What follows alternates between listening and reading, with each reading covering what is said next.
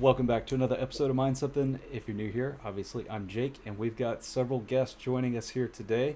Most of you are familiar with Matt or IotaPie from Viper.net. We've also got BZminer joining us. Thank you for being here, IE Doc. And Tactical, if you could introduce yourself, my friend. Yeah, I've been a CPU miner for quite some time now. Started when Raptorium was popping off at Chia, and that reignited my love of server hardware. And now I have an uncomfortable amount of epics and heavy into that scene. That is awesome because that is very reminiscent of how I got in because I got in on Chia as well. Now I didn't do any type of mining before then, but the Chia thing got me, and I had crazy setups with hard drives and pulling, 3.5-inch drives out of like set-top boxes, just trying to get every bit of storage I could. So I feel you. Oh yeah, it was a lot of fun. Unfortunately, that project's price tanked dramatically. Yeah, it did. I was contemplating getting in, but yeah, I was late to the game, and glad that I was late because that would have been drastic if I had put a bunch of money into that hardware, and obviously we saw what happened. But it's weird that nothing has really kind of taken over in that spot. You would think somebody would have picked up where they left off and kind of fixed the issues that they were having, but yeah, so far nobody has done so. I mean, they kind of tried. There was a bunch of different forks, petroleum, flax. I think there was some other one that was more hard drive sounding. But yeah, they're all just kind of meh. I think some of them were merge mineable. I'm not sure. It's been a while. Oh, no, it wasn't merge mining. You could use the same plots. I wonder if anybody's ever tried to do anything like with Plex, where you have, you're self-hosting. You got all this freaking storage available. Surely it could be utilized for other things, but I don't know. That gets tricky with copyright stuff. So Yeah. It's called BitTorrent. Well, man, we got a lot of topics to cover, but I wanted to start with the closure of Xeggex and just kind of get y'all's thoughts on the situation. Obviously, they had a hack back in February, but here we are, end of June, and they pretty much closed shop. I personally lost a little bit on there. I had a few $100s worth of cash, but just stuck in there since February after that hack because they're like, well, here's an IOU. We owe you this, but in order to remove it from the exchange, I had to bridge an existing wallet, and honestly, I just was lazy and didn't go through it. So just kiss that goodbye. I did almost the exact same thing. I sold their IOUs. I bought Zephyr with it, and I was like, oh, Zephyr, when they finish their audit, I'm going to sell it. And they finished the audit. It pumped, and I was like, maybe pump a little bit more. And then they closed it. What about you guys? Did y'all have anything stuck on there? Yeah, I had a little bit. I had some Telestai on there. I have had some IOUs. I actually threw a little bit of money into those IOUs for USDT, hoping that these guys would do a rebound. I couldn't. It didn't make sense that if they were just going straight for the rug, that they would try to bring the exchange back. So, I always try to assume the best folks, but that's usually a really risky idea with cryptos involved. So it did lose a little bit, but when they came back, I hit the biggest Hail Mary in getting like the 17 or so Litecoin I had out of there before the inevitable demise. Dang, that's quite a bit to have on an exchange. Were you planning on liquidating that, or? No, that was just me being stupid. Yeah, PSA as always: do not treat exchanges like wallets. Not smart. Yep. Not smart. I want to give a shout out to a couple of the guys out in chat. Rude Putz is here. Thank you for being here. Max Voltage. Who else we got? Keith Betts was in here earlier. The Pirate. Squirrel Master, Geek of All Trades, Keith Betts. Yeah, thank you guys. And reminder to hit that like, maybe share the stream out, let some other people know. We got some high level conversations going on here from some people whose opinion I think most of you might care about. So I love our stream. It's all the smart people that come and hang out with us. Like, it's really the hardcore guys. They keep us on our toes. No joke. No joke. So back to the Xeggex thing here. It really highlights a need for more exchanges to support proof of work coins, and it seems like our options are dwindling. Somebody mentioned non KYC exchange the other day. I gave it a look. Seems just like any other exchange, but the proof of work options that I saw on there were somewhat limited, actually. I was kind of surprised. I expected to see more, but other than Trade Ogre, MEXC, what else do we have? You guys, what exchanges are y'all using?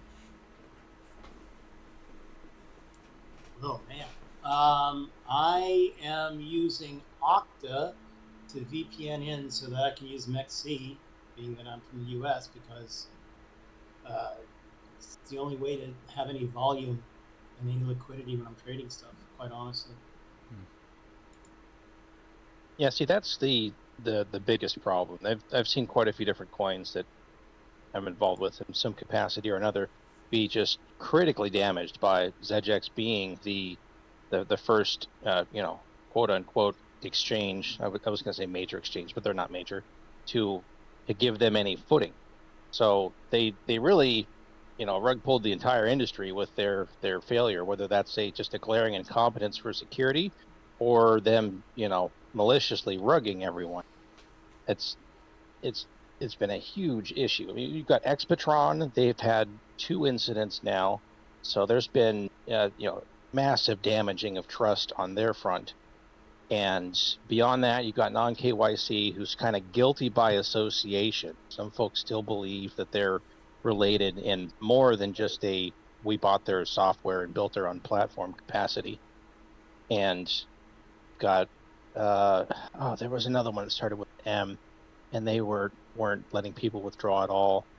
So it's the on ramps, or not on ramps, rather the launch pads. A lot of these altcoins in really, really shaky state right now.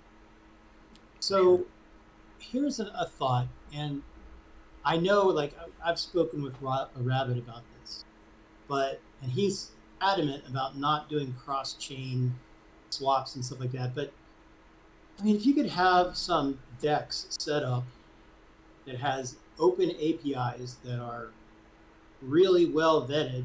I mean, I know that there's lots of platforms that have that already. Like, why can't we standardize something? Like, we have standardized on Stratums. Yes, I know Stratums, not 100%, normalized, but you get the idea. Like, it'd be really nice if we could just give out some sort of spec and it be accepted, that we could exchange on a DEX. It would be nice.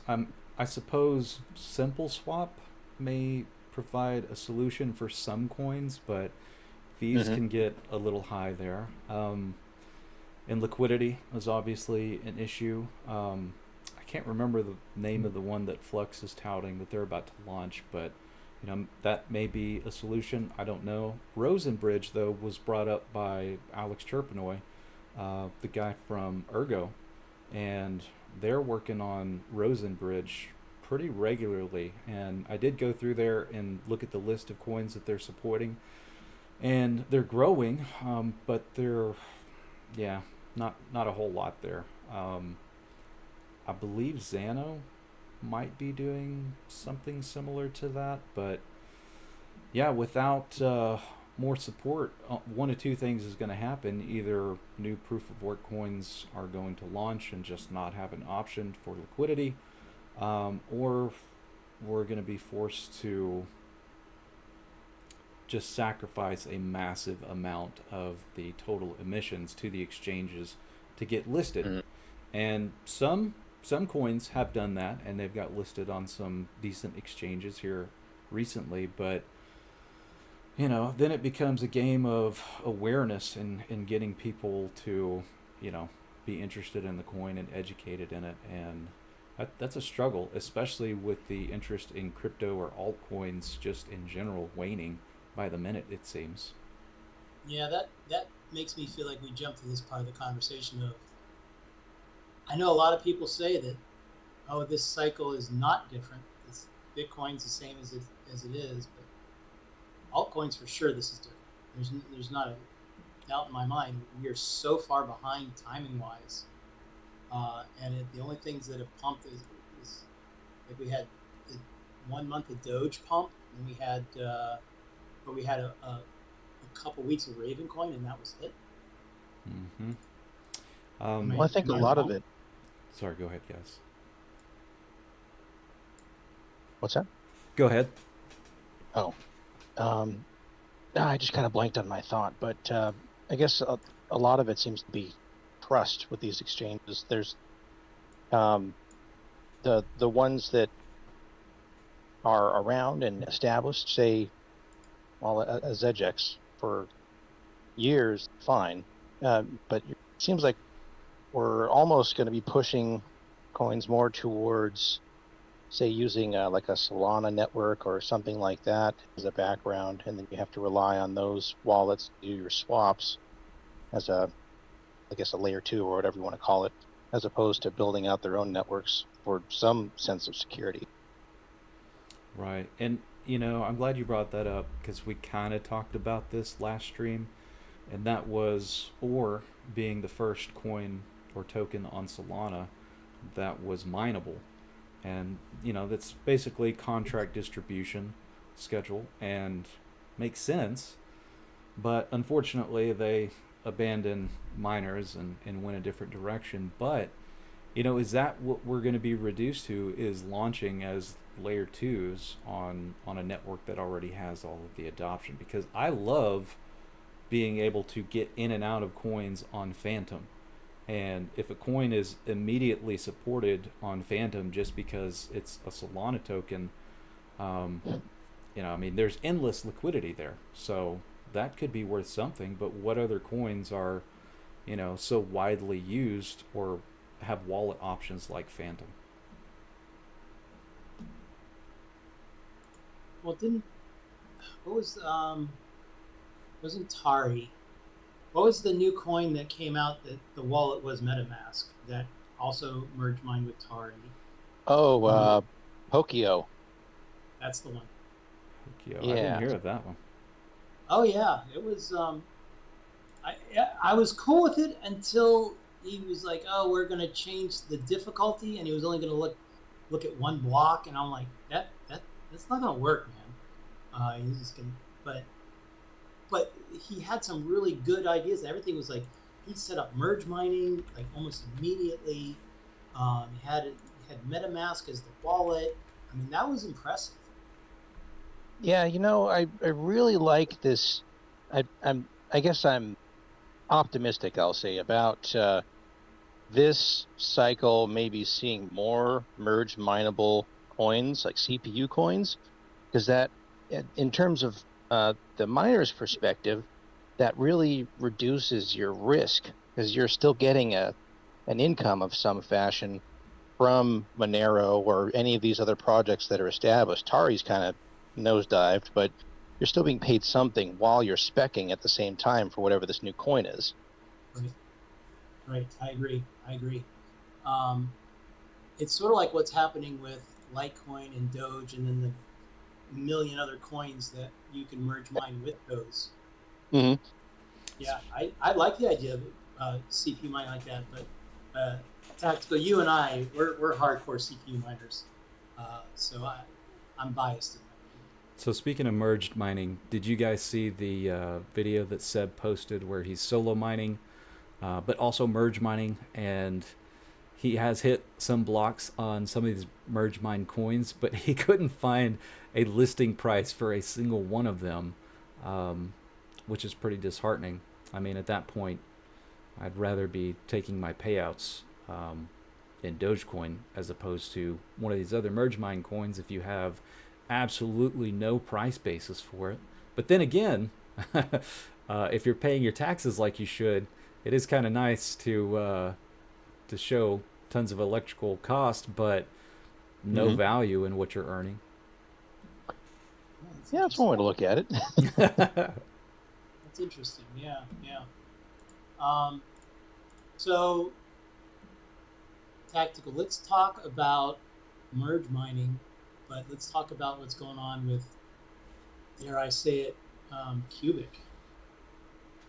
Ooh, yes, the love-hate relationship with that coin is real.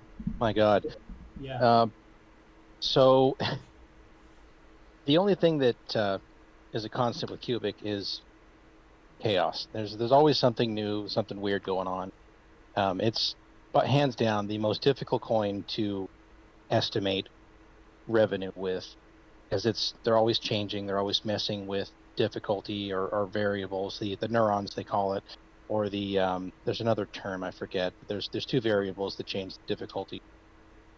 But yeah, the big change, of course, for those who haven't been watching Cubic, is they are doing a well, okay, so late last year they started doing a idle time, like they split Cubic to where you'd have a 50% supposedly. It varies a little bit based on their block time, but let's go with 50% just for the sake of explanation, where half the time you are idle mining some other coin. And initially you could specify whatever you wanted. Now they've changed it over to GPUs being able to mine whatever they want at idle time, and CPUs are idle mining Monero. And I guess they solely did that just because there's a glaring inefficiency when it comes to mining Monero with GPUs. So let's see. Yeah, they did the thing that you told me about this, and I was like, okay, I'm off for a little bit. I turned on Friday, and overnight I hit 6 blocks solo mining on Cubic with the 170 HXs, and I'm like, all right, this is fine, this is good. And then they did some sort of test where they turned off all GPU mining and did everything Monero mining, and I'm like, no, I'm not burning CPU cycles for that. So I turned off, and so I guess that cycle's done now. So I've turned back on. Just like you said, it's the most random, non-predictable. You got to pay really attention. But I haven't hit a block yet. I've only been on for another 4 hours or something like that. It's still solo mining, but my dashboard says that I've hit 6 souls, and each soul is $5.28 right now. Yeah, it sounds pretty darn good considering, well, there's really not a whole lot going on out there at all for GP right now. And that's only half of your available mining time per day. So whatever you're idle mining, that's extra revenue coming. Yeah, I mean, 15 cents profit on anything with GPU is amazing right now. Just out of curiosity, have you guys ever analyzed the payout schedule versus the coin price? In other words, every week everybody gets their payout. What happens to the price of Cubic at that point? Does it seem to be influenced by when payouts are paid, or does it really not have any bearing at all? It did a year ago. Like, you could watch the chart go down a year ago because it was like you got paid out a week afterwards. But so much has changed now, and it's so random what it is. It's but like Tactical was saying, there's like nothing out there for GPUs right now. Nothing. Yeah, that's these coins with these. Cubic at least has an excuse why you have to wait so long to get a payout. From what I've seen, risk of throwing shade on a live show, a lot of other coins don't seem to have I guess a mechanical, so to speak, reason behind why there's a lockup period. That was definitely one of the big concerns. When I was making $3,000 a week on Cubic, when it was hitting its crazy strides last year with half of the size of the farm that I am now, yeah, there was big concern to get in and dump as quickly as possible. As far as how that's affected it, I can't say that I've honestly sat down and watched and calculated to see how the prices look. I guess one of the big difficulties is with their numerous changes. For a while, solo miners were paid the same week, and on certain pools, anyone was paid the same week, like the end of that period, whereas others, there was a 2-week lockup. I guess some of the larger pools like QLI were able to, I guess, absorb that that payout and still have enough, I guess, liquidity to handle paying their miners instead of waiting essentially 2 weeks. Just to, I guess, back up and explain, basically, you're not necessarily mining directly. You're mining to these individual, they call them computers, which are, I guess you could think of them like mini pools or something like that. Basically, if they don't reach enough of, I guess, an amount of solutions to qualify in the top, it used to be 676. I think it's decreased now to 456, something like that. But essentially, it was survival of the fittest. If whatever node that you were mining to does not qualify to be in the top N amount of nodes, then you got paid nothing. And then they had nothing to turn around, pay their miners when it came time to pay them for that particular cycle. Ouch. So it's, yeah, like I said before, it's crazy to... High risk, super high risk. Yes. Yes. And there's some times where the network has just absolutely pooped itself, and they just essentially forgot the amount of rewards, or they were invalidated because they didn't mine to completion of that cycle, and entire pools lost their revenue. That's rough. I'm sure Matt can attest to, what it's like running a pool, and to face a challenge like that, it's probably too insurmountable for many people to want to participate in something like that. There is no question that gaining miners and attracting miners, holding miners on your pool is the second biggest concern for a pool operator. The number one is don't go down, don't go down, don't go down.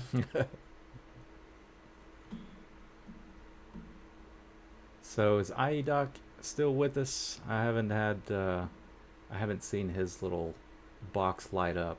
IEDoc, you still there? I've got some questions I wanted to ask you about Warthog. And I also wanted to talk just briefly about halvings in general. So for those that aren't aware, Warthog just had a halving yesterday, and it does look like a little bit of hash rate has fallen off, but not as much as I would expect. So I think we got some diehard people that are into Warthog that are going to stick around no matter what. But, when it comes to cryptocurrencies following Bitcoin's path and having a halving, whether it's every year or once every 4 years, do we really need altcoins to have a halving at this point at all? When it comes to emission schedules, I'm still shocked at what some coins are capable of doing. Take, for example, Caspa. Fastest emission schedule we've probably ever seen, maybe will ever see, and it still outpaced its halving. It didn't seem to matter that the amount of coins going into circulation, they just weren't outpacing the sell. So, I look at all of these other cryptocurrencies that have a halving. Take, for example, Warthog in this case, or Ravencoin was a big one. When that one halved, Ravencoin was always up there with the top dogs as far as, what's at the top of the profitability charts. But after the halving, it fell off for a really long time. And here we are, we've kind of come full circle. We've had a lot of different projects to mine, and Ravencoin is kind of back up there.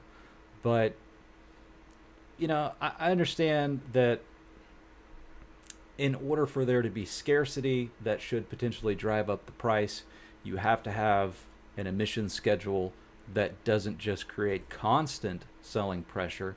But do you guys feel like halvings are even really necessary at this point for a lot of these lower cap market coins? Can you guys hear me? Yeah, I can hear you. this. Okay, great. Yeah, actually, I have some opinions on halvings. So I think a big thing is that developers like to think, oh, we have to reward the early adopters, but they're totally not. I don't know if they're just like overlooking the fact that early adopters are going to be just inherently rewarded by being there early, where there's not going to be, a lot of competition for the coins early on. So you're just going to inherently be mining more coins early on since there's not as many people mining. And so halvings are kind of, I think like there's certain times where halvings are useful, and I think Casper was like maybe one of the only coins I could see having such an aggressive emission cycle being useful, where they wanted most of the coins out before the dedicated hardware came out on the network, and it was always planned to be going to dedicated hardware for mining, and there's going to be less people that are going to be able to afford that hardware to mine on that. So you want most of the distribution to be, or most of the coins to be distributed as early as possible before that happens. But is my volume too low? A little Yeah, bit. if you turn your volume up just a little bit. Let me ask this question, because I agree with you, and I'll also further and say Dogecoin is unlimited supply. So, I mean, which is completely inflationary, and they seem to be doing okay. They seem to be hanging in there. Are we doing it wrong with this idea of halvings and scarcity?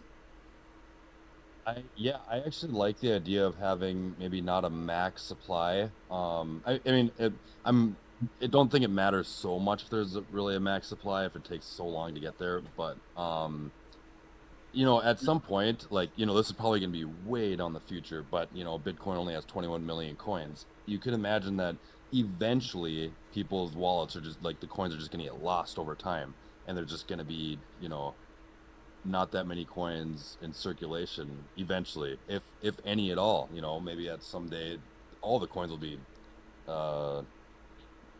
gone for good. I don't know. So I think, but I suppose then again though, at that time, if it does become a problem with like scarcity, the developers can always make updates to push out more coins or something. I don't know. So if a coin chooses not to have a halving, what do you guys think is the ideal rate of inflation? Are we shooting for a 2% target like the Fed, or 1%, or 0.5%, or 10% a year? What would be ideal in y'all's opinion? Tough question. I guess I can't really answer that exactly. I don't. In fact, it probably doesn't. I'm sure you'd want some sort of balance between people want you don't if it's too inflated, then there's no reason to jump on it early on when they're just going to get a bunch of coins later on. So maybe not too high of inflation, but you want the coin to last longer and people to continue securing the network, so you got to keep rewarding them rather than just the early adopters, and then later on nobody's making anything and the early adopters just have massive bags, which is just asking for a huge massive dump. Yep. So I don't like aggressive emission cycles is not good at all. Whatever you can do to not have that is any coins that have such an aggressive emission coin cycle without having a good reason. Caspo is like the only one that I think did have a good reason for it. I just stay away from them because it's just you're just asking for dumps later on, and I just never sell my coins anyways. I just like to hold them for long periods, so basically forever. So I only really care, that the project's gonna last a long time, ideally. Yeah. So, if I think about it, maybe Ergo has figured this out, because they just started doing their thing where, like, if you don't transfer or do something with your wallet, that all of a sudden everything in your wallet just comes up for grabs in storage or something to that effect. Don't hold me to it, but it's something to that, and then you can like mine to get what was lost in storage or something. I saw something about it a couple weeks ago. And I was like, Interesting. that's interesting. So you definitely have to touch your wallet with Ergo, and so I would want my Wow. inflation rate to be about the same as people's wallets getting lost. Yeah, that's a good way to put it. Actually, I agree with that. Yeah, Actually, I like that exactly too. that. And If it, I don't know how you measure that, but yeah. I think Ergo refers to it as a rent fee essentially. So, um, yeah, if you don't touch it for too long, then you're essentially paying rent. You lose a fee essentially, but it's not like all of your coins are going to disappear overnight because you didn't touch it for 2 years. So, Okay, that makes sense. Interesting. Okay, that's good to know. I had no idea that was a thing. I better touch my wallets. Oh, it's a thing. It's a thing. Yeah, it's definitely a thing. um, so now that we've got you here, um, what do you what do you see going on with Warthog? Like anything fun, anything new? Yeah, so I mean, I don't know like how much I really want to say exactly about what I'm doing anyways, but I think that it could be a useful feature that I'm working on. And very embarrassingly, I've been working on it all year. It's kind of ridiculous. In fact, I probably should have just given up on it at this point, but I really wanted to do it. So, and it's been fun. So I've been working on something related to Warthog and some other things too. I've been doing a lot of side quests this year. That it doesn't look like I'm working on anything because there's basically no releases of my miner all year, but I am definitely working on stuff. And I've been trying to prepare and not move, but open up BZminer to more CPU mining coins. I really think that CPU mining is going to probably be. I mean, we've already seen it. CPU mining is more profitable. So I mean, and I expected that quite a while ago. You know, once the GPU market kind of got oversaturated with hardware, I guess I think CPUs might be something to keep your eye on. I think people made a mistake, early 2020s that they went all in on GPUs and basically completely skimped out on every other piece of hardware. And I think that was kind of a mistake. I think that if uh, you should kind of invest in more than just the one thing. for sure. Yeah, yeah. I Mhm. feel this. I feel the same way. It doesn't look like we're doing much at Viper right now, but there's so much going on in the background. We are so hammered doing a side gig project that's related to crypto that we'll announce, and we'll help everybody that mines the stuff that we mine on our pool. It will definitely help. Can't tell you what it is yet, but um, we're going to bring some real utility. And then, I know that the guys listening to the last live stream know this already, but we've been working on moving some stuff out of AWS, moving into co-location to bring some costs down. But there's a lot of stuff going on in the industry that sort of been glossed over. I know that Lithium's got a new hard fork coming that we have to prepare for. And there's some new hardware coming out from NVIDIA that may change the game. So there's lots of stuff going on. It's just everyone's been so busy. Speaking of equipment that we've been waiting on, what was the name of that company that has the hash board? We're still yet to see an actual functioning product. Oh God. Is Oh, that wait. Locotech? The Yes, Hashblade? Locotech. So, you guys got any updates on that? Last I heard anything about it was probably like a month, maybe 2 months ago. But we all just assumed that it was vaporware, and then it's like, nope.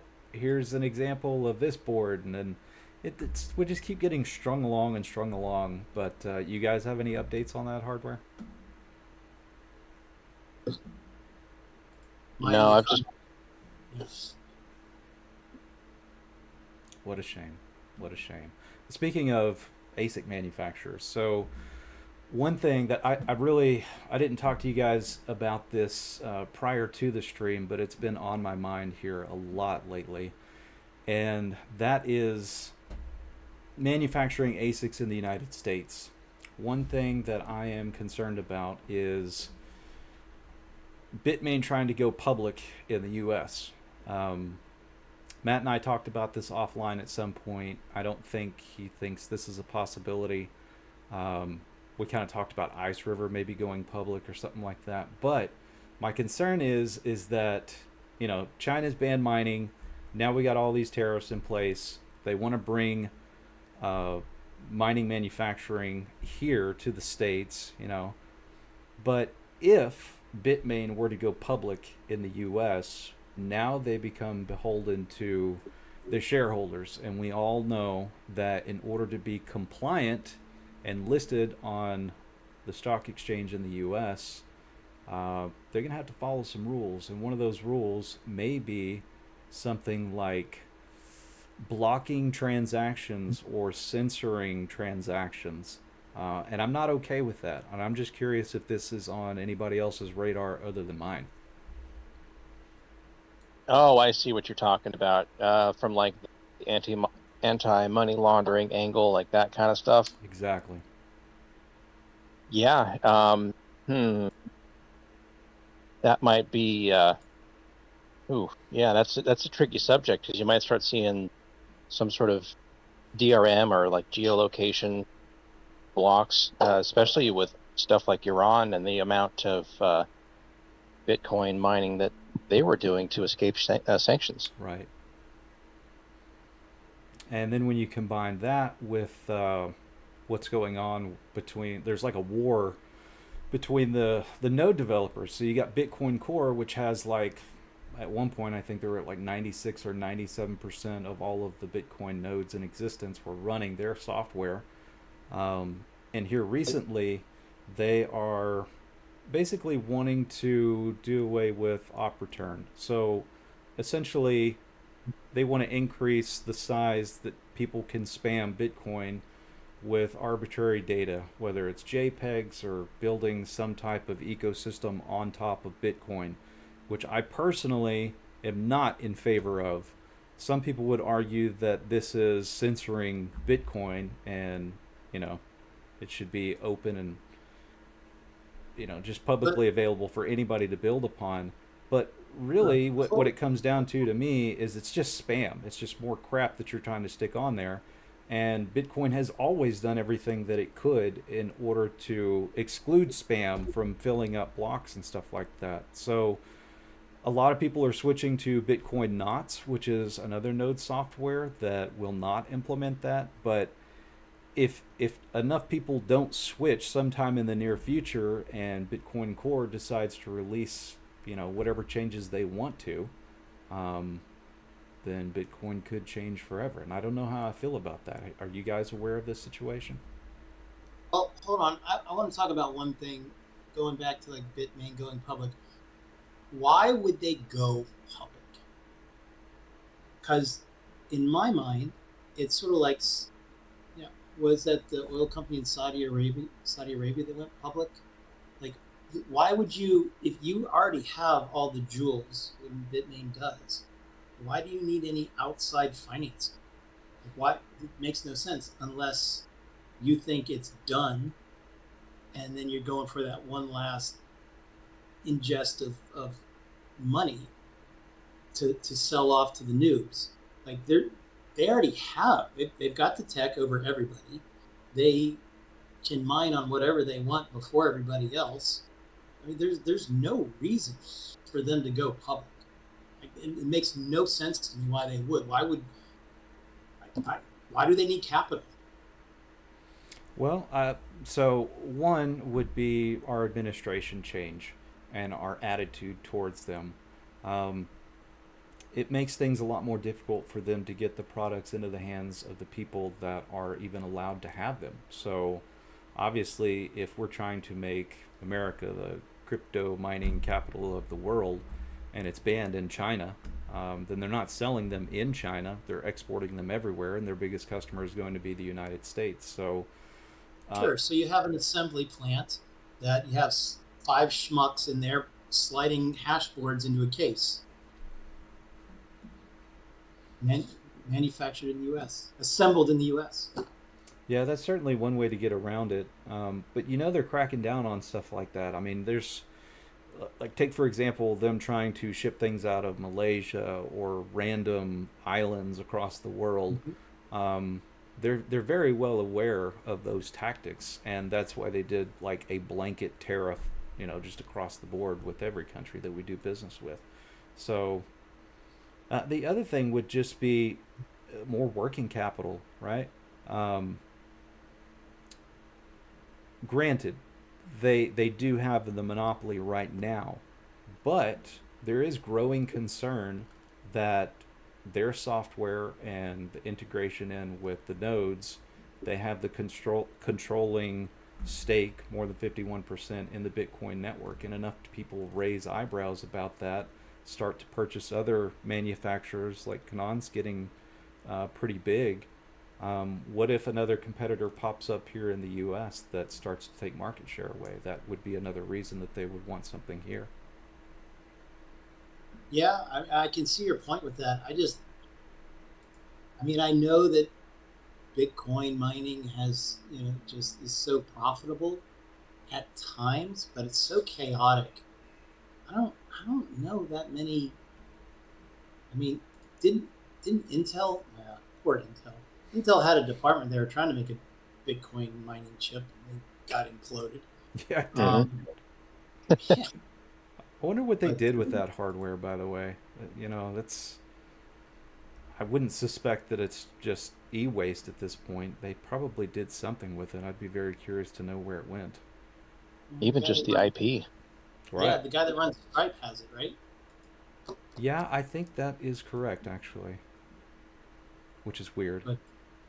But I want to ask Tactical one last question real quick here.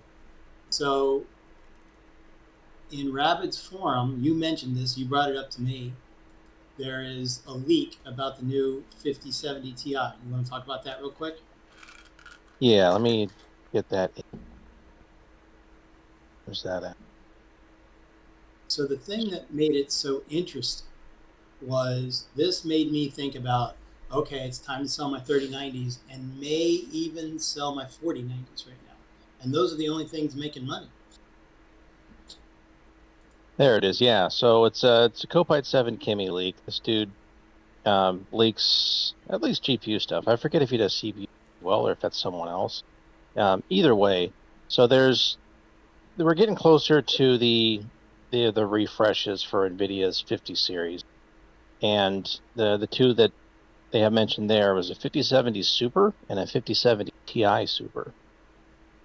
And the 5070 Super is looking at 18 gigs of GDR7, and you've got 24 gigs on the Ti Super. And that's the 5070 Ti Super. Yeah, 5070 Ti Super, and there's no mention of a 5080 yet. I think there were some rumors earlier on about 24 gigs for that. It has me real curious what the differentiation is going to be. And then we talked about this offline, where the 70 Ti and the 80 are already butted up against each other as far as VRAM goes. So is it just going to be maybe slightly faster core or something else? Like, I really think they're going to have to do something to make the 80 series look a little bit more appealing if and when they do refresh that. And I think that's probably why they didn't bother releasing an FE version of the 70 Ti, is there really wasn't that much of a difference. And then, of course, tariffs ballooned the price of 70 Ti's to basically 80s at MSRP. Yep. So I can speculate here. So number one, the 5080 still has a lot of room left in the tank. They left those clocks down and power limits down. For what reason? I don't know. Maybe to push people into the 5090. But there's still some headroom left in that 5080. The big question is the memory configuration. So you've got I think 1 gigabit or 1 gigabyte, 2 gigabyte, and 3 gigabyte GDDR7 chips. Okay, so essentially what they're doing is they're just stepping up to the 3 gigabyte chips. But can they change the 5080 board to have just a few more spots so that they can get more than 24 gigs out of the 5080? And I don't think they're going to. So I do think that we're going to have a 5070 Ti Super with 24 gigs and a 5080 Super with 24 gigs also. But they're going to start ramping up those memory timings. They're going to increase voltages in a few key areas, and they're going to open up it a little bit. So you may see a considerable jump in performance between the 5070 Ti Super and the 5080 Super. But as far as price goes, 5070 Ti Super is definitely going to be the go-to option for all of us. So I think so. Yeah, Max Voltage is saying sell the 3090, but don't sell the 4090s. Remember, the 50 series requires updated software in order to run the most common AI machine learning jobs.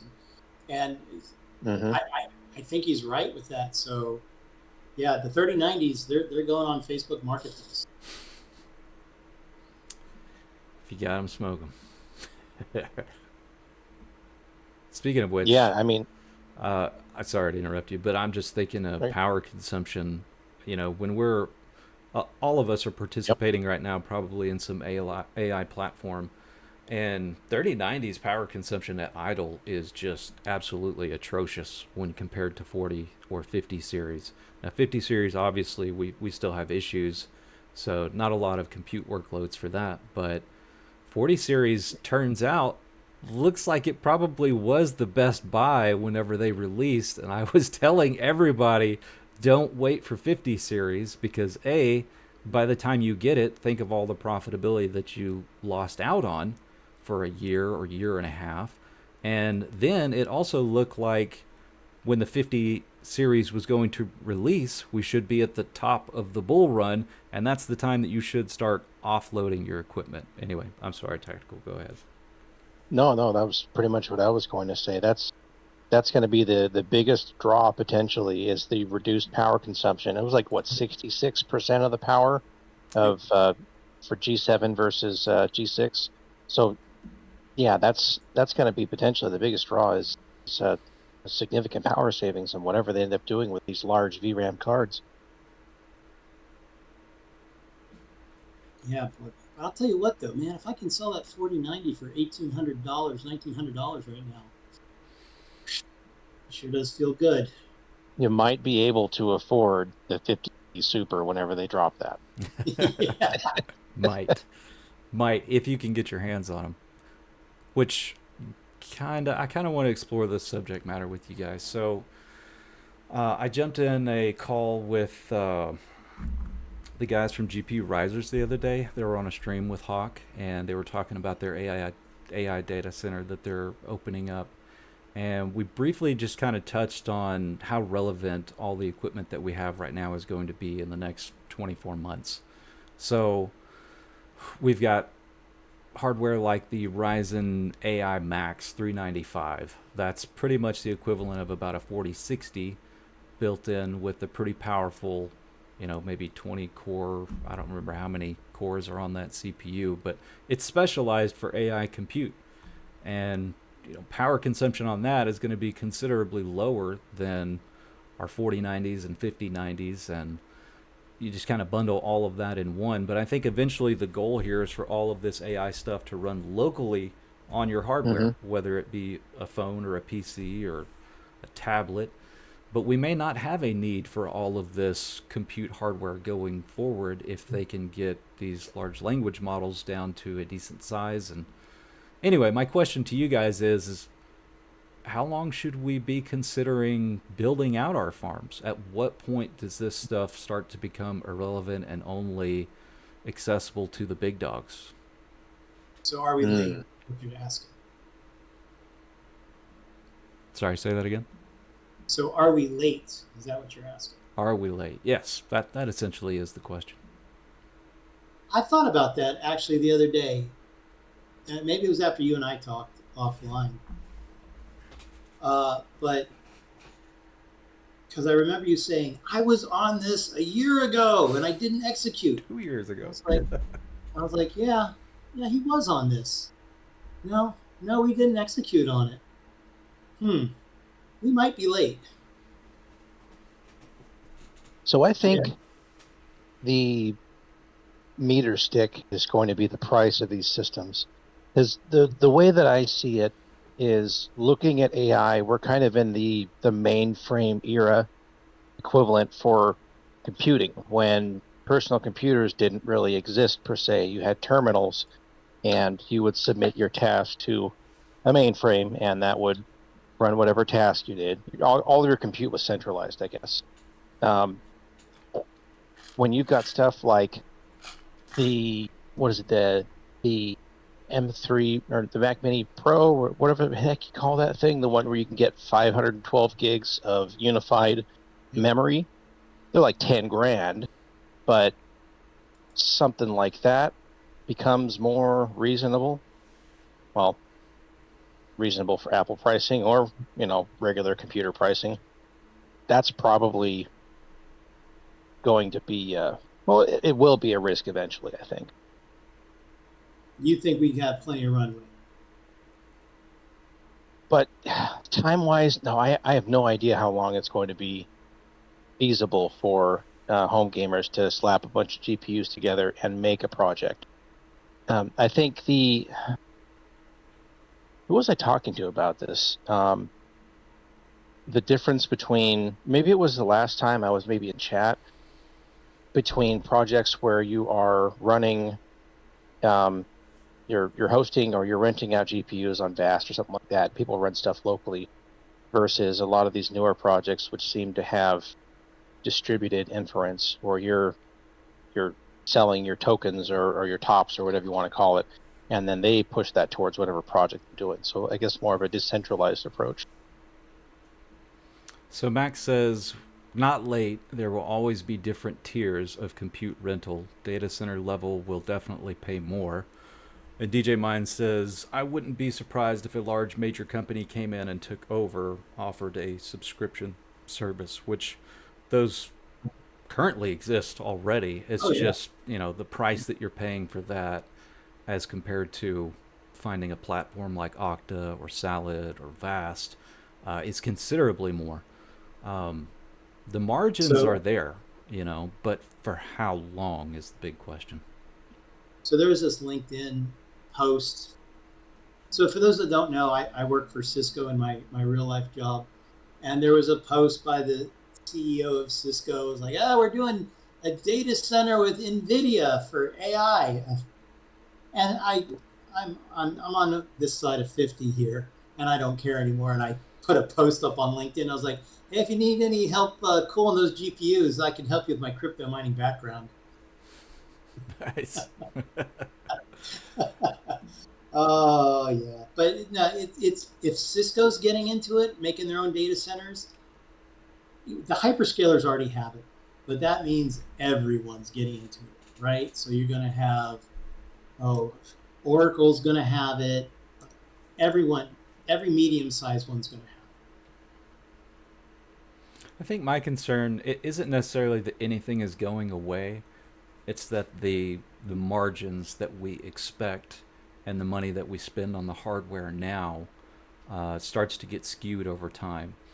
I think there's probably about a 24-month window where the prices that we're expecting to get for renting our hardware will be somewhat stagnant. And then as newer hardware comes out, what we currently have is going to rent for less.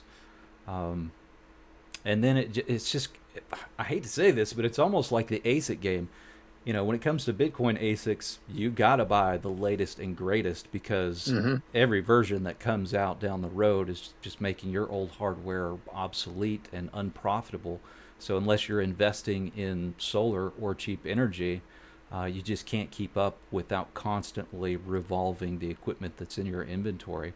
And speaking of solar, it seems like most of the people that are in these streams and still participating in the mining scene have all started to kind of go down that road. And I know Matt Yeah. is going down that road right now. Tactical, do you have solar as well? I was very close. Like, just had to give the okay for the start, and then they um, accidentally forgot to include a very critical component, and we came to an impasse on who should pay for it. So Hmm. that contract fell apart. So when you say the contract, is that like the installer or was that the electric company? That was the installer. I had the permits and everything. Everything was ready to go. The plans were drawn up and filed with the city. They were ready to start construction. Um, well, basically, say what it is I was going to go with a microinverter system in phase through and through, and they had a sunlight backup. I guess they call it a command and control module that is responsible for automatically isolating your system from the grid and allowing you to continue providing power. Well, obviously during the day when there's sunlight. And that was about a $5,000 part. And the contract said that they would include everything needed to do that. And they blamed it on their salesman, who I talked with, and they would not absorb price for their mistake. So I said goodbye. Hmm. Good for you for standing up for yourself for that. Yeah. Absolutely. And doing Yeah. your due diligence and just following through on all of those things. Most people just throw their hands up in the air and be like, I've already committed so much time into this, just whatever, let's just do it. But you Oh, I was so mad. definitely made the right decision. I Oh, for sure. I actually at one point was so interested in all of these things that I reached out to a couple of different solar installers here locally. Not that I was going to buy anything from them. They had no opportunity to sell me anything, but I kind of led them on in the sense that I was interested in being a salesperson for them. But really what I was doing was just kind of infiltrating to figure out how they operate. And after one meeting, I never went back. I was so disgusted I wanted to vomit. These guys were worse than used car salesmen in the sense that they had no moral compass whatsoever. They certainly did not like the questions that I was asking. So I don't know if I would have, even been a candidate for somebody that they wanted to bring on because I probably would have talked more customers out of it than I ever would have talked anyone into it, and they saw that pretty quickly. But it was. I'll give you an example. So what they try to do is shove all of these square pegs into a round hole. They want everybody to essentially have a backup battery system. They want to be your sole provider for your electric needs. You're essentially signing a 30-year contract with them, and what they're doing is they're getting the solar tax credit and then Oh, yeah. giving you the discount off of the equipment, but you're stuck with it for 30 years. Anyway, so there was one example where I was explaining where I was at and what my electrical rate was, and how what they were showing really didn't make sense for me. And they're like, "Oh yeah, you're in SPEC territory. Don't ever go try to sell stuff there." And then the owner was like, "I had this one lady that lived in that area, and we couldn't make the math make sense for her, and so we just don't want to deal with those people anymore." I'm just like, oh man, you guys disgust me. So Yeah. So I heard, and maybe it was on Twitter because I follow this, that the Georgia delegation may use some capital, may use some political capital to hold on to the tax credit for residential not getting removed from the bill that's going through Congress right now. Mm. The reason for that is there's a company called Q-Cell, maybe, that is manufactured in Georgia. And so obviously that would directly affect that company, which would obviously affect jobs in Georgia, which obviously makes the use of a little political capital here, let them use some of that political capital. So there might be a chance we don't lose the tax credit, but I'm pricing out things and executing that we are going to. It's certainly most likely going to go away with the Trump administration. We've had, global warming shoved down our throats for so long that the rubber band is just snapping back the other direction. And of course, they're all about, big oil being successful. But really what it comes down to is it doesn't matter what energy sector we're trying to prop up. It's us, the residential people, that always get the short end of the stick. Max is calling me out here. He's like, I've worked in the Q cell manufacturing facility back in November. The place is amazing, almost 100% automated. Well, there goes my jobs angle. But still, they have manufacturing in Georgia. So actually, I had some people try to sell me panels because the microinverters are built into these particular panels.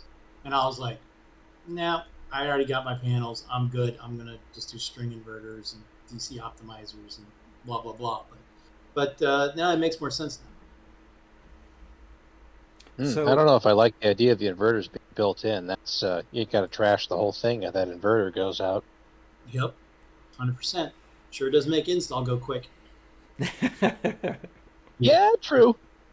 Yeah, but yeah, Dalton, Georgia is just a quick 45, maybe an hour drive from where I'm at. Yeah, so had a bunch of trees taken out to get ready to open things up for the solar. I think I've finalized on having someone actually do the install of the panels for me instead of me doing it. He broke down how much his labor was going to be, which I find completely reasonable. And then like the cost of materials for rails and stuff is stupid. But, what are you going to do? But it's looking like it's going to be a 16 kilowatt system at least. That's a good size. Did you by chance clear this with your insurance company yet? I am in the process of filling out all the local permits because I'm going to do all the permitting myself, and so I'm figuring out all that. So no, I have not talked to my insurance company. Yeah, I don't know how to advise you in that situation, because part of me is like, well, you can't really put them on the roof and not cover them. If you had a separate structure like a shop or something like that, you could put them on. You could probably get away with that, but at some point you got to have that conversation with them and just be prepared to either see your premium go up, or perhaps try to find another insurance company that's not going to be so difficult about it. Well, that'll be for the next live show. We'll talk about how that worked out. No, but it's getting close. Been doing a lot of research on which string inverters and which way I need to go with DC optimizers, and got a couple Tigos sent over from Amazon. I'm doing some tests on to see how they work, and what the shading benefit, do they actually offer benefit or not? So it's been a fun rabbit hole. I just want to say special thanks to IEDoc for showing up today from BZminer. It's always a pleasure to have him on here. And guys, I know we have a lot of different choices for miners, but there's not many of them that are still active. Him, SRB Miner, Rigel, they're kind of keeping us afloat at the moment. So be sure to support them. If you're using BZminer, maybe bump that dev fee up just a little bit to help these guys get by in the slower times.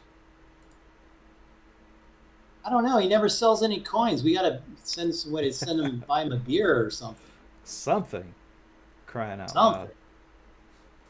So as far as additional topics that I wanted to get to today, so we're getting in about an hour or so already. I don't know if I want to bring this subject up, honestly, because it's a bit premature, but Son of a Tech was on the first live viewer call-in, and he mentioned something that I had been kind of exploring for a while, and that is retrofitting Octominers with server-grade hardware, or maybe even ATX motherboards. And I think I found some solutions, so something like that may be coming, but the big question is, are we too late again? Is this something that we should have done already? And Tactical has been in the conversation Matt has been in the conversation. What do you guys think about this? I think we can do this pretty cost effectively, and I think we can source parts in a way that we can just put together a kit for people that are interested in doing this. But I see so many people dumping hardware right now that Octominers are damn near free at this point.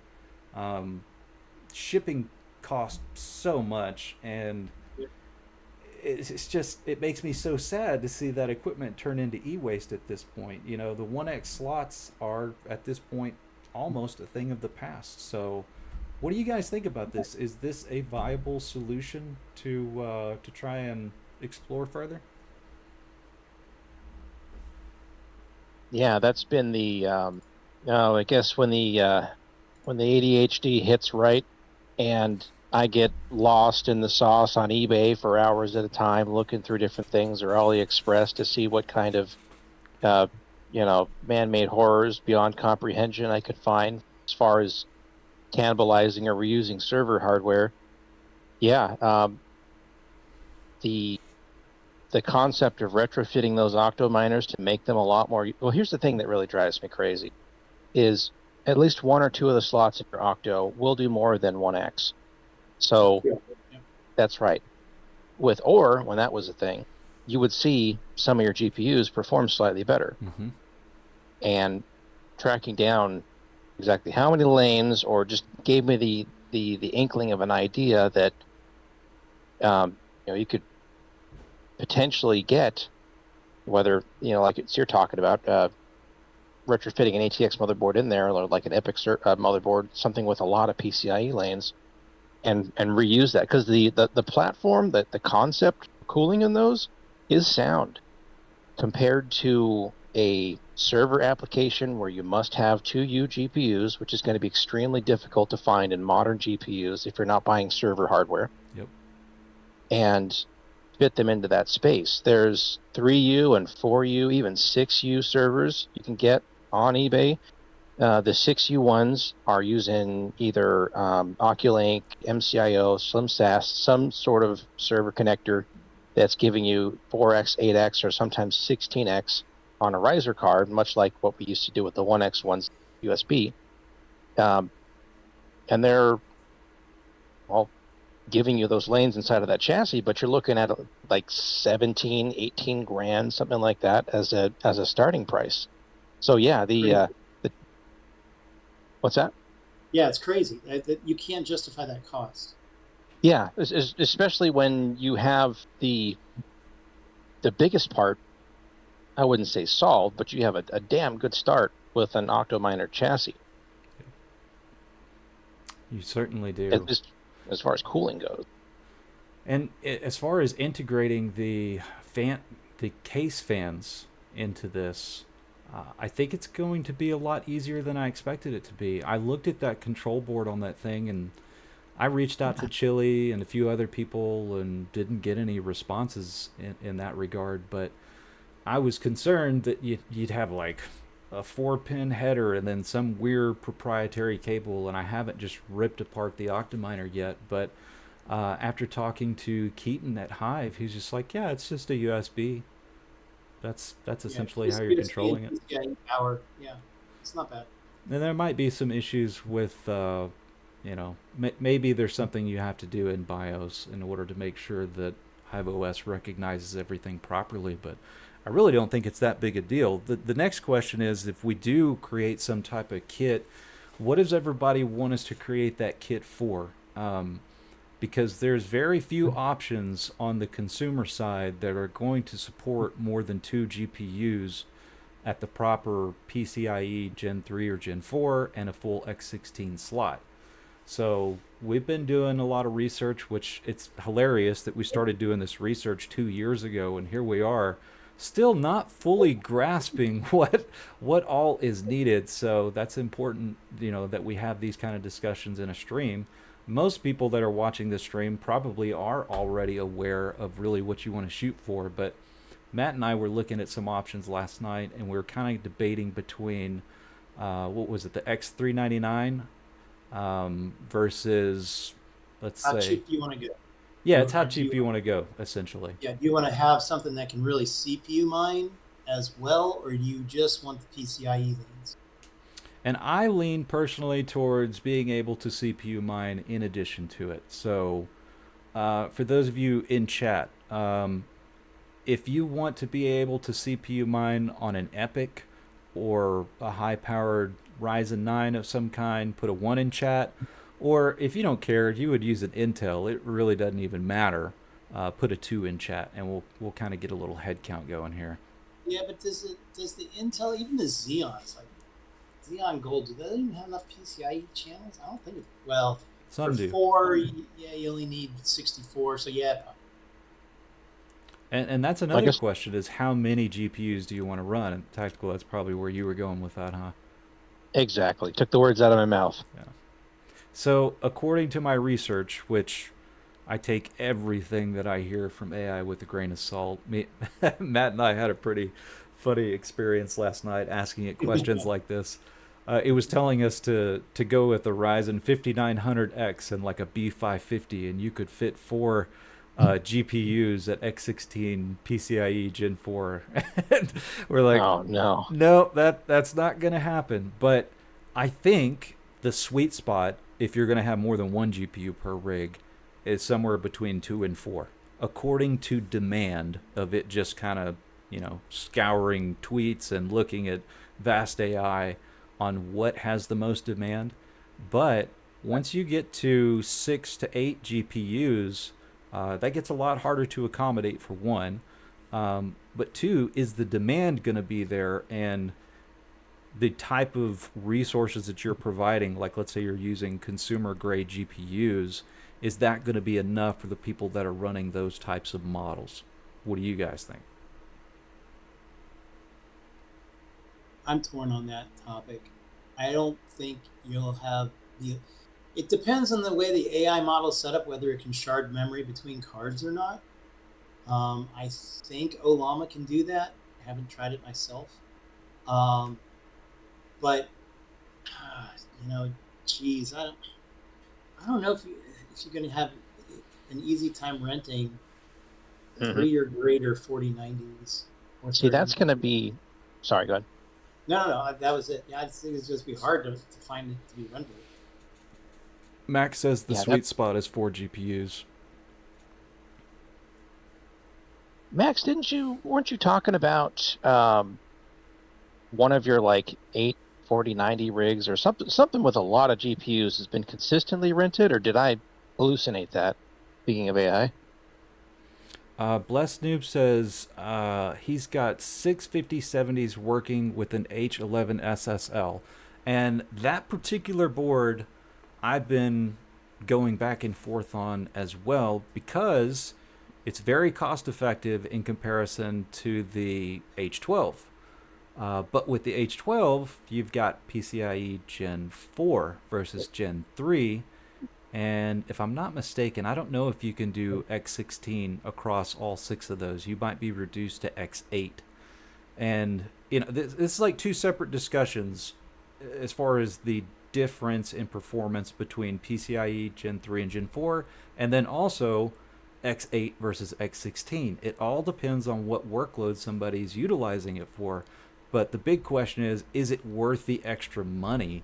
And I don't know. I don't really seem to get consensus on that answer.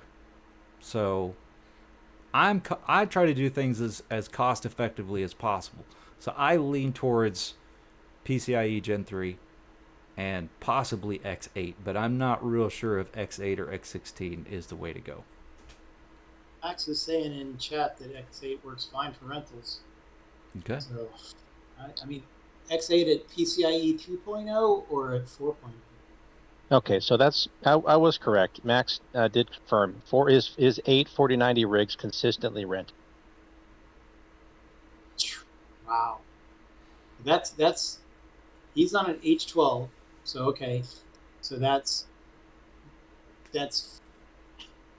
basically equivalent to PCIe 3.0, because when you do X8 it's halves, but it's PCIe 4.0. So okay. So John Lemon says H12 is 5 at X16 and 2 at X8. And I've seen this as well, even on consumer grade boards. If you're planning on putting more than one GPU in there, one might run at X16, the one at X8. Does that make a difference to the person who's renting it if you have a mix match of, you know, X8 or X16? And I don't know, because I'm not running these models. I don't know what they're utilizing them for and how important that is to them. So I forget, but somebody was talking about this. It might have been one of Max's streams, where I think it depends on the model that's running. It was something along the lines of, if it's actively loading and dumping whatever is in the VRAM buffer, then your PCIe bandwidth is going to be more important. Versus if it can all fit inside of the memory, then it's less of an issue. Yeah, the cost of the slim SAS cables, as Max is mentioning in chat, is super expensive. It Yes. is. I don't understand why, like, the ribbon cables as compared to the slim SAS cables, like, it seems like the slim SAS cables are going to be a lot easier to manage, right? You can bend them, manipulate them, and length is maybe not so much of an issue. But you have like 3 or 4 different cables. So there's 2 of the slim SAS cables, and then you've got power. So you're running 3 cables essentially to each one of those versus 1 ribbon cable. The problem is the ribbon cable itself is so difficult to manipulate and move that it's potentially going to be an issue for retrofitting these Octominers. But there are some solutions out there. But I agree. I think the slim SAS cable it is nicer, but it's certainly way more expensive. And if we're trying to do this in a budget-friendly way for people to convert their Octominers over, I just don't know if that's the way to go. Yeah, that's going to be the big question. There's the Miko connectors as well, right? Is it Miko? Yeah, that MCIO. MCIO, that's what it is. Miko connector, yeah. So here's a thought. I mean, if it be one of those things where I'd have to bite the bullet and actually buy more random abominations on AliExpress. There's totally true. This board is huge. Like it's got 8 slots. They're all 16x. I think 2 of them run at 8x, and it uses 2 Xeon 2600 V4 CPUs. So not great as far as performance on the CPU side, but if you could slap something like that inside of an Octominer board, call it a day, Bob's your auntie. But I don't know if something like that would fit. Like, that would be the most economical way to do it, but then again, now you're going down the path of having to roll your own PCB. That doesn't fit. What's the cost on that? They're like $130 on AliExpress right now. It's pretty cost the effective. Expansion, the actual board, I'm looking at one of these L22. I'm on AliExpress right now just for fun of it. L22A PCIe 510 GPU graphics card server cable. So it's a Miko 8X server Gen 5. It's only $47. I mean, that's the cable and the riser. I mean, that's reasonable. I mean, especially for PCIe 5. Does that include the card on the other side, like that's adapting PCIe? Of course not. Why would it do that? Of course not. Of course not.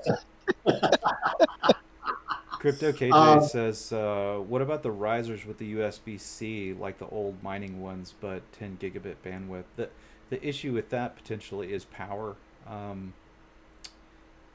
You shouldn't be pulling more than 50 to 75 watts over riser, but I've seen some weird things happen. You certainly don't want to be in that circumstance where you got a fire going. But I talked to GPU risers about this idea. God, it's been almost 2 years at this point. But I wanted them to make some type of proprietary cable that ran either over Cat5 or Cat6 that we could just terminate ourselves and create our own risers, and that way we could do custom links. And the reason I was doing that was because of my vertical GPU server case, which I'm sure you guys have seen. It's been a while since I showcased those, but we do need something that is pliable. And the risers, the ribbon cable risers, certainly aren't going to do that job.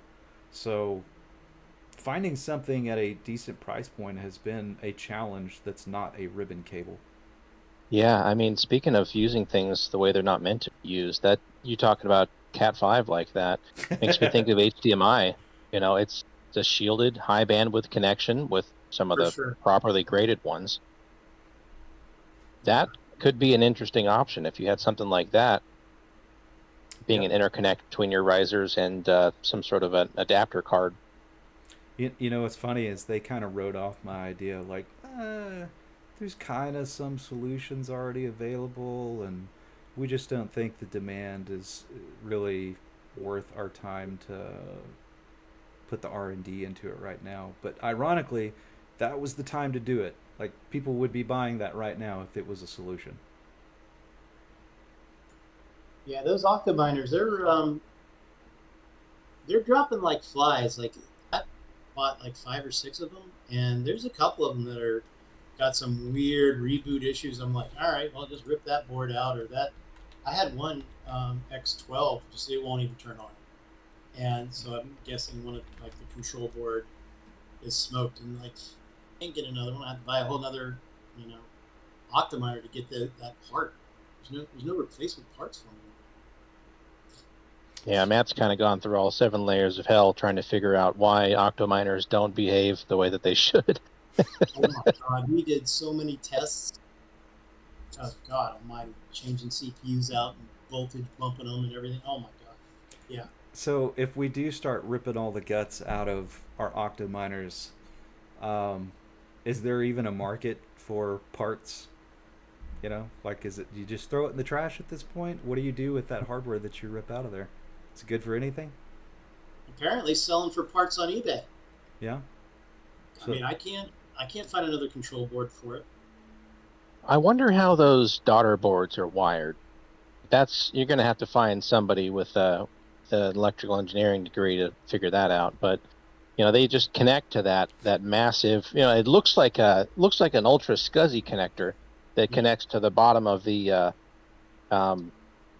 main boards in those. Like, I wonder, are they wired just 1X? Are they electrically X16? And then that puny little 4-core CPU just gives up and says, all right, everyone gets 1X at PCIe 1? Like, could those daughter boards be reused? I bet that those PCIe slots are just wired X1 because the number of traces to go across that bridge is just too numerous. If I were confident that Octominer would reply to me, I'd be asking them all of these questions, but Well, they have no incentive to actually answer it. right. Well, it's probably in their best interest to not answer because they want people to buy Octo servers. Yes, that is certainly true. But you got to find a balance. You know, take for example Asus and AsRock. Um, Asus created AsRock because they didn't want their name on the lower end stuff, right? They're like, let's create a separate little entity. They can sell the cheap stuff, and then AsRock, of course, is super successful because that the market couldn't absorb all of the high end stuff that Asus was trying to sell. So of course they start gaining market share, and the next thing you know, they're like, "Hey, we're our own thing. You can't tell us what to do anymore." And then they start making high end boards. And I'm not a proponent for AsRock. They still have their issues, but I mean, if you can accommodate all walks of life here, it's market share that you can pick up on that you'd otherwise lose out on. It's my 2 Well, I mean, cents. no one else is competing against them. Yeah, Who and else is that's a big offering problem. a case? Yeah. Certainly true. The fact that they're the only people there and they still can't make a viable business out of it goes to the cyclical nature of this industry. Yeah, but surely somebody somewhere is in the process of doing exactly what we're discussing now on a larger manufacturing scale, not just trying to piecemeal it together, so to speak.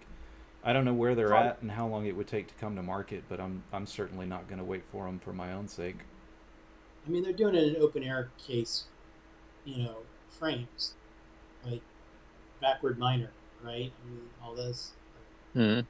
Yeah, they're just doing it in the old style. They're not putting it in a case. Yeah, I think Go ahead. if we're not playing inside the constraints of an Octominer case, something like what Backwards Miner's done, where he's got 3 or 4 of those 100-210s ganged together in those 3D printed cowls, and then we're having a super angry 120 mil or 140 mil fan cramming air through them. Something like that would be probably the easiest way forward, and then you just use a bunch of 16x ribbon cables and do an H1 SSL. Mm-hmm. But if you're trying to make a clean, self-contained system with potentially better cooling, you're gonna have to fight the issues with the Octominer to make that case do what we want it to do. Right. We can do it. It's just how much you want to spend to do it. Yeah. Ozzy says, whatever happened to those Flex servers? And I mean, they gave away a few. They look awesome, but Jesus Christ, are they expensive or what? Blessed Noob says, AsRock ROMED8-2T, which we've talked about extensively. PCIe 4.0 X16. I have to challenge you on that one. Are you sure it's PCIe Gen 4 and X16? I don't think it's both. You may get PCIe 4 at X8 across all 7 of those. But if you can send me something to prove me wrong, please do, because that is actually the motherboard that I've been looking at for a while. Yeah, those boards seem to be set up a little bit better than the Supermicro boards that everyone's been playing with, solely because those are the later generation ones that had support for 7002 and 7003 epics, whereas the H11s were essentially a refresh from the first generation boards they made when 7001 epics were the only thing around.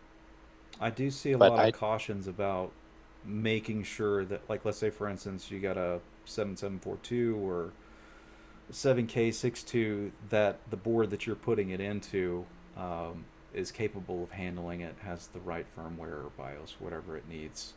But apparently that's an issue. So if I were going to buy one, I would prefer to buy one where the CPU is already in it. But yeah, I'm not sure about the AsRock side of things, but I know that was a big problem with Gigabyte and to a lesser extent, I think some of the Supermicro boards.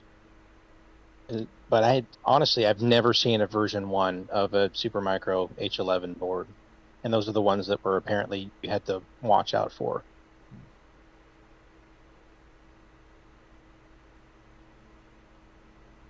So Jock McMiner says, in this current climate, it pays better to export excess solar than mining.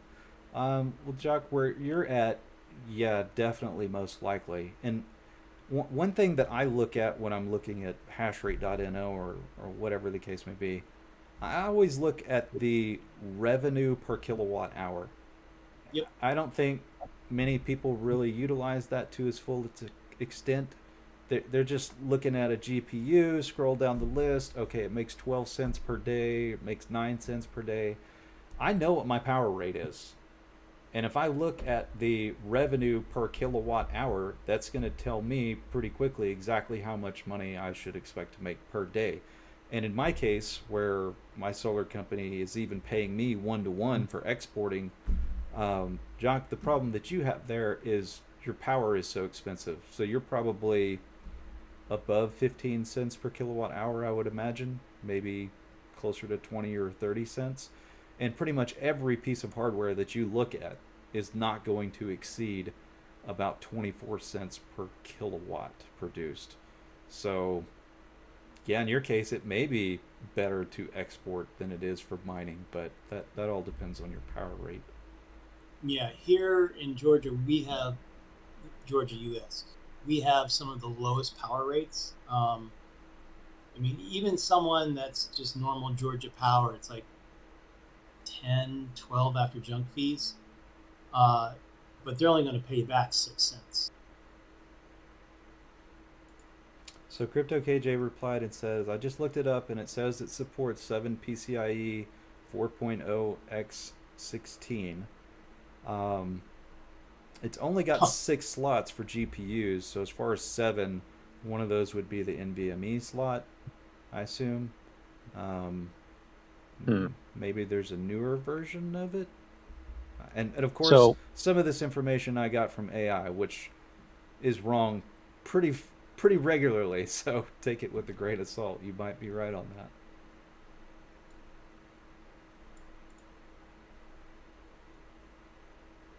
Our friend from the UK is paying 30 cents per kilowatt hour.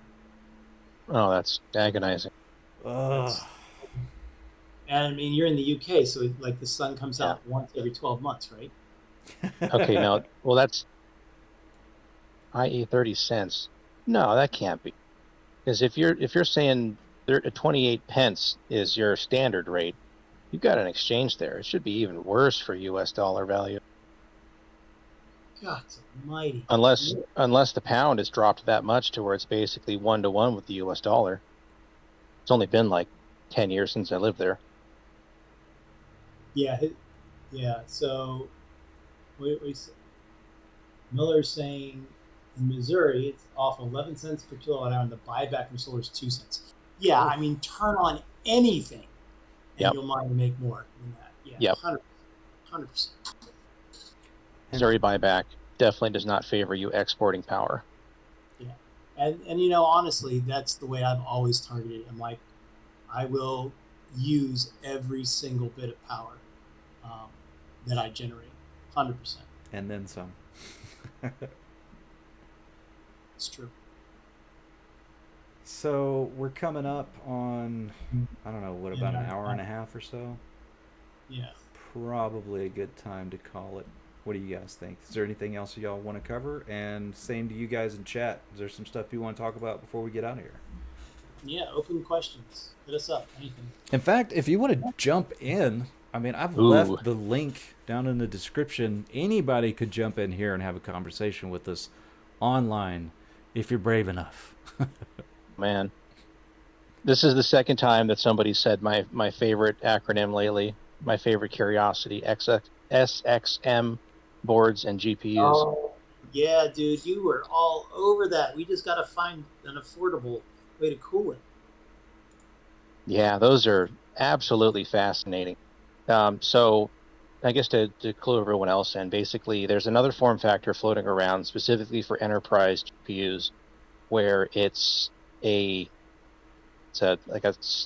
almost like an LGA connector that you drop this GPU on a tiny board directly into almost like a pseudo CPU socket on a server board, and usually it's a daughter board, and you can have them in gangs of 4 per board. I think I've seen some with 8. Yep. And they've been doing this for generations back to Volta. Mm-hmm.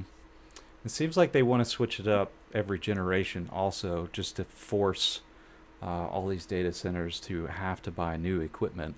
Millerman is in chat right now. We were looking at some of this server stuff, and I'm wondering if there's a way to utilize it to put your own cooler on these things. But when it comes to efficiency, we're kind of getting towards the tail end of those V100s. They use consistently quite a bit of power. So that might be an issue. And everything else that's server grade, oh my gosh, just so freaking expensive. It's unreal. You're probably better off sticking with 4090s and 5090s. So what I really need to have happen is I need to have Cubic hit like it was doing a year ago and make me $3,000 a month so I can afford to throw money into this. But I've seen whether they were from old Teslas or some other full self-driving cars, there were NVIDIA Drive A100s. And those are A100s through and through with HBM 3E or whatever the heck they have on them. and those were like 1,200, 1,600, something like that, like dramatically cheaper than buying a full-fledged A100. And they had And the full RAM, right? They had the full 100 gigabytes of RAM or something like that. I Or think was they it? were 40 gigs or 80. I don't remember. I'd have to look them up again. Yeah, I think it's 40 and 80. Millerman just sent me something in Discord, and that's the SXM2 to PCIe adapter for the Yeah. P100 and Hmm. the V100. But the thing is when you use the SXM2, then you have NVMe link, so or NVLink, which makes a tremendous amount of difference when processing these workloads. So you do want to stick with the NV link, unfortunately. Otherwise, you just the only thing that card's doing you any good is mining. And again, I mean they're about the same as the CMP 100 210s, Hmm. um, so they're not terrible. But I guess it just comes down to what you're going to pay for them. Yeah, I think the goal with those, or the angle would be, is that they're just so cheap for the gobs of VRAM that you get on them. So you have enough space to fit whatever models you want in them. They're not necessarily going to be speedier or more performant than modern or more conventional GPUs. Okay, so I believe you saw that one that I shared in our other Discord, and what was it, like 6 grand for 8 of those Yeah. V100s? And this is two, what was the Intel Golds? Um, Everything was running at X16, PCIe Gen 3, I believe.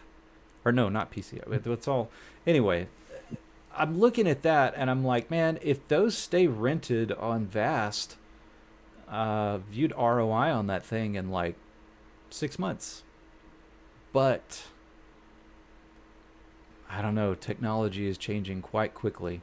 I guess maybe it's just all at once upfront cost that kind of scares me. It's funny. We're okay with going and spending 2 to 3 grand on a 4090 or a 5090, but then when you get up to 6 grand, it's like, oh, I don't know. Yeah. Well, you can resell, you know, Yeah, graphics cards to some gamer somewhere. this is true. This is true. Should we call it? Let me look at chat real quick. Max says one problem with retrofitting the Octominers, aren't the current 5090 GPUs too tall to fit in that case, especially with the new power Yes. connector? Yes. Yes. However, Mm. the current Octominer board sits on standoffs. So I don't know how much room you need, but you could potentially eliminate a couple of centimeters there. I don't know. I don't have a 5090, so I haven't tested it. Nor would I even No. buy a 5090 for that at their current price anyway. I've done it with the 4090, and you have to get the U-shaped power adapter to move the adapter so it comes from below, and you can just get the top on there. Well, shit. Maybe we should also start selling new tops that give you an extra half inch. Yeah. Throw a performance scoop on there. Yeah. Some Ram Air intake. Let's see. Blessed Noob says, might just be a balance of people want dual Xeon boards with more PCIe slots, or H12 or H11, the Rome with less slots. Yeah, I think there's going to be a lot of different demand.